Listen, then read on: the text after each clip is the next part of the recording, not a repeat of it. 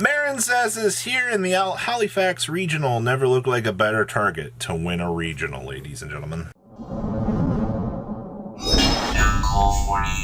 Make sure you smash the living crap out of that subscribe button so you guys don't miss out on more awesome content coming out of the Halifax Regional. Here we had double Math Mech in Top Cut. You know, I'm so used to just being like, oh my god, we're 30 Sprite deep for this event. No, actually, things got shaken up for once here in terms of different option trees for success. So even though that this might have been a little bit smaller of a regional and things overall, I think a lot of players tend to look at an event like this that just has all of this rogue representation and they're like, you know, did Sprite have a heavy representation? No. Did Tier have any representation? No. No Tier elements within the top cut of this event. Very interesting. Now, of course, the birds of prey here continue to show up here and catch a lot of people off guard. And I think that that's definitely something interesting too, is like Flunder still has maintained like this little very backseat presence here. It definitely is one of the more gatekeeper-y decks in terms of rogue. Now, your one-ofs. Marincess ended up winning this regional. Once again, we get a wild card out here that players might not be aware of how the deck works, certain mashup interactions and things like that, but doesn't really matter. You turn around and bada bing, bada boom, you got a free W under your belt. You love to see that. We also had one Rika. Once again, man, those plant decks out here showing the world that you don't need, you know, to play fun, fancy meta. You just got to have a higher IQ than some players in order to start plant combo, and it works out for you. We also had one Sprite deck. Boo, not just kidding. One Sprite is perfectly fine within the top cut. And then we also had one Punk Synchro deck. You know, the fact this deck just got a free pot agreed to typically go through, set up combo, do all the cool crazy stuff. Feels absolutely awesome. All right, we're going to pass on over for those deck lists. All right, the first deck we're going to be looking at here is first place Marincess. Now, Marincess's whole entire game plan still revolves around this card right here, Ye Olde Battle Ocean, so that you can set up, laugh at your opponent, and establish dominance here. And I mean, to be honest with you, Aqua Argonaut is literally like the go-to boss monster. You know, you see a lot of these builds out here that'll try to play all three of the Link 4s. I don't think you can really afford those options in this build. Like, you kind of got to cut back a little bit here so that you can go ahead and get some advantage chicken tendies here. Now, I also see here that we're doing some more interesting things here. Now, the thing with Marincess is they typically try to stick to the game plan of just Marincess cards. Well, the thing with this build is we get to kind of branch into the toolbox options of our Exceed monsters, because they still are a water-based deck. They can still access water monsters. So you can set up something like Stealth Kraken here with a Gozen match to punish your opponent. I know a lot of Marincess players kind of look at the Exceed cards and go, you know, we get locked into, you know, Cybers when we apply certain effects. Yeah, sure, that's fine. But your deck has secondary game plans that don't really get explored for something for you to pull up and have access to. So little things like this can definitely be a hard carry answer here. I mean, also, you know, Bahamut Shark into a totally awesome to set up an Omni Negate all works out, ladies and gentlemen. So don't be fooled when you look at this deck and go, oh, you know, the Marincess cards. It's little secondary game plans like this that can get you out of a really weird hand that you definitely want to pay attention to. Also, shout out to Dive here. A lot of players in the very early stages were playing, you know, just 3 dives. No, Dive for pretty much every successful late build has been reduced down to a 2 of. All right. Next up is Math Mech. Now, the thing I got to point out about Math Mech here was Math Mech got 2nd and 5th place at this regional. Now, the biggest thing about Math Mech in general here was those two are the same decks. All right, both players brought the same decks to the table and said, you know what, we're going to counteract the meta. All right, we know what we're doing. We know what our game plan is. We're going to set out and we're going to do this. And they did a very excellent job at that. So the interesting thing on this list, that the first thing catches me off guard, is There's no equation. We're not playing the Monster Reborn. Instead, we're playing the Small World package here.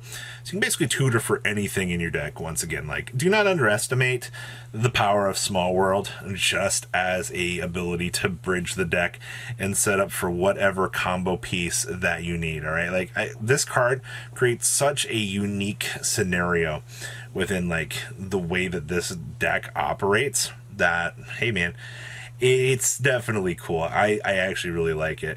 Next up here is our Flounder list. Now, we kind of go back to the more budget side of Flounder here. You know, you always have the argument of, do I play, you know, Pot of Extra versus Prosperity? If you can't afford Prosperities, you have Extravs. They're affordable option trees here. We're also playing Ghost Reaper. I've seen Ghost Reaper becoming a lot more popular as of late with Flounder because they don't care about their extra deck, man. Now, in a scenario where you're playing Extrav here, you know, with this, and you see like a Ghost Reaper later on in the game, you've probably lost one of your targets, depending on what you're doing here. But that's fine. Like, you don't really care all that much. Like, if you open the Ghost Reaper Extrav, you're just like, okay, sure, like, cool, mission accomplished, all right? That's not if you didn't side these out or something like that. So overall, honestly, it's not much of a problem. I always read like the one stray comment. It's like, oh, this is bad. Stop that right now. Next up is our Punk Synchro deck here. Now, Triple Gizmek has definitely become a larger norm at this point for this deck. Because, like, just deploying a huge body onto the field to go ahead and not care about what your opponent does. Okay. And then, of course, we got Triple Pot of Greed in this bad boy. Because, for whatever reason, they just put you can use this effect up to twice per turn. So, free Pot of Greeds are good. And then, of course, the Nashiwari Surprise. Target set card your opponent controls or a Punk monster you control. And then you can target one card your opponent controls instead and destroy. Hey, man, free targeting spot removal always feels really good. Outside of that, of course, this deck does get access to little Punk shenanigans down here. Being able to make Sprite and Elf as just free little extension packages for this deck feels so dumb, man. Like, I don't understand, like, how they get away with, like, this massive power creep. It's so interesting. Sun no Avalon!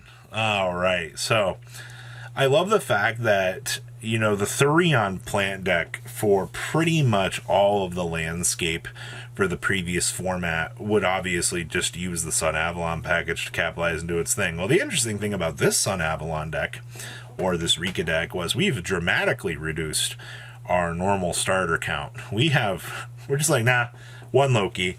It's not like you don't have unexpected dies to pull it out. And I mean, if you really need to start combo, you have Lone Fire Blossom to get to this. I understand that that's like your logical go-to approach with this is you have access to everything you need. Like, all of the tools are presented to you in the deck. Just access which line of play that you want to get to it. I do want to give a shout out here to ConCon. I know a lot of people have looked at the Rika stuff and been like, it doesn't seem that good. ConCon was the reason why this deck got the chance to extend out. If you control Rika, set a Rika spell a trap card directly from your deck to your spell and trap card zone. You get locked into plant for the rest of the turn, who cares?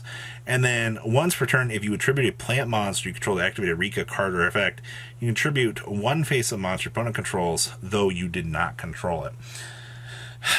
It's Lair of Darkness 2.0, but on a better engine. And this is a good example of Konami, you know, giving good support to decks that already seemed like they had a lot of particular presence within their little spectrum of the game. I think that's a good thing, ladies and gentlemen. When you can see, like, apparent power-ups and things that decks needed to change. It's not too bad. And then the last deck we have here is Sprite. Oh my gosh. Another one of the evilest, biggest represented decks in the room. Yeah. Playing Prosperities, we got the Yield Talents in the main deck. I love the fact we're just playing 2 Talents, by the way. That feels a little bit off, in my opinion, but I don't think that that's an issue. I also see a pointer of the Red Lotuses continuing to make their way into side decks. Do not underestimate a pointer of the Red Lotus, ladies and gentlemen. This is going to be, or is, one of the most interesting, powerful cards right now in the current era side decking. We're also very hand trap heavy. You got the Nibiru's, you got the Ash Blossoms.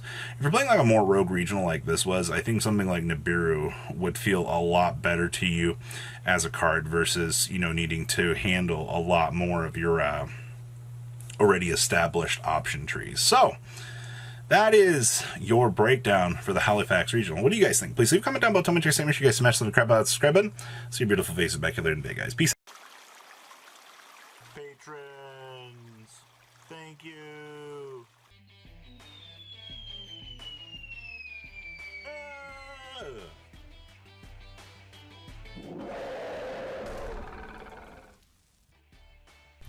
Thank you so much for watching. Check out these other videos.